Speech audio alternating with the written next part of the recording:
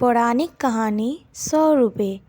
एक दिन एक अमीर आदमी भगवान के दर्शन के लिए मंदिर गया, क्योंकि इस अमीर आदमी ने बहुत महंगे जूते पहन रखे थे और यह भी सुन रखा था कि उस मंदिर के बाहर जूते चप्पल अक्सर चोरी हो जाया करते हैं।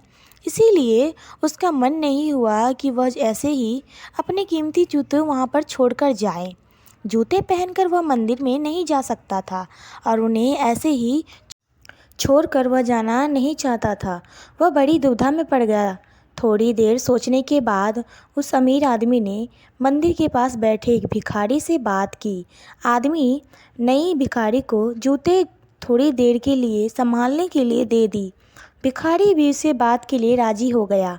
पूजा में बैठे बैठे अमीर आदमी के मन में ख्याल आया कि भगवान, आपने ही कैसी विषम दुनिया बनाई है। मेरे जैसे कई लोगों को अपने पैरों तक के लिए कीमती जूते पहनने लायक बनाया है, लेकिन उस बेचारे भिखारी जैसे अनगिनत लोगों को रोटी खाने के लिए तक भीख मांगना पड़ता है। आदमी मन ही मन भगवान से फरियाद करते हुए बोला कि अपने सभी लोगों को एक समान क्यों नहीं बनाया, अपने सभी को एक जैसी सुविधा क्यों नहीं दी। फिर उसने मन ही मन में सोचा कि वापस जाते समय वह उस भिखारी को 100 रुपये देकर जाएगा। पूजा खत्म होने के बाद जब अमीर आदमी बाहर आया तो ना उसे अपने जूते दिखे, ना ही भिखारी। उसे लगा कि भिखारी किसी काम से कहीं गया होगा, इसीलिए थोड़ी देर उसके वहीं खड़े हो रहकर भिखारी का इंतज़ार किया। काफ़ी देर तक इंतज़ार करने के बाद भी जब भिखारी वापस नहीं आया तो अमीर आदमी ने अपने आप को ठगा हुआ महसूस किया। दुखी मन से अमीर आदमी नंगे पैर ही अपने घर की तरफ चल निकला। रास्ते में आदमी ने देखा कि एक फुटपाथ पर जूते चप्पल बेचने वाला बैठा है। अमीर आदमी एक जोड़ी चप्पल खरीदने के लिए उसके पास पहुंचा। वहां पहुंचते ही अमीर आदमी की नज़र उसके जूते के जैसे जूते पर पड़ी। अमीर आदमी पहचान गया कि उसी के जूते पूछने पर बेच और दबाव देने पर उसने माना कि यह जूते उसे एक भिखारी 100 रुपये में बेचकर गया है।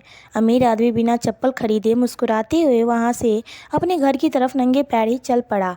उसे भगवान से की गई अपनी फरियाद का जवाब मिल चुका था। उसे समझ में आ गया था कि जब तक लोगों के कर्म एक जैसे नहीं होते तब तक सब एक समान नहीं हो सकते। भगवान ने उस भिखारी को तकदीर में 100 रुपये लिखे ही थे, लेकिन कैसे कर्म करके उन्हें लेना है यह उस भिखारी के हाथ में था। वह चोरी ना भी करता फिर भी उसे 100 रुपये मिलने वाले थे।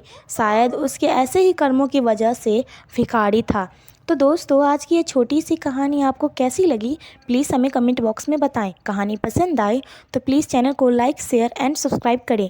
इस कहानी के बारे में आपकी क्या राय है, प्लीज़ हमें कमेंट बॉक्स में बताएं। और आपको ये कहानी कैसी लगी